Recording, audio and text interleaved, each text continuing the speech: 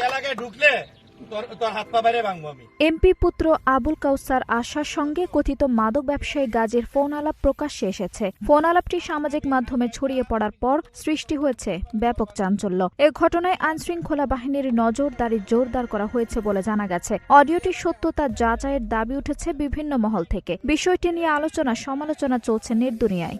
তুই কই তোর পাইলাম না তাই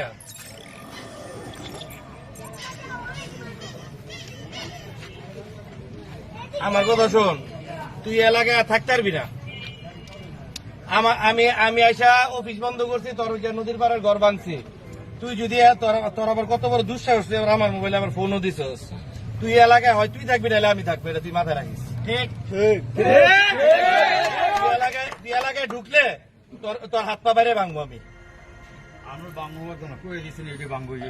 ঠিক আছে, তাহলে আরেকবার খাওয়ার লেগে প্রস্তুতি দিল।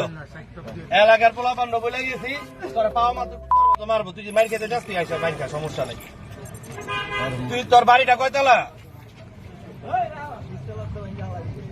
তোর বাড়িটা কয়তলা এটা বল না। তুই কি ইমামতি করে বাড়ি করছস? তুই মাদক বেচছস, মানুষের পোলা আবার নষ্ট করছস। কালকে আমার পোলা খাইবো না গ্যারান্টি কি? তুই এলাকায় ঢুকতে পারবি না।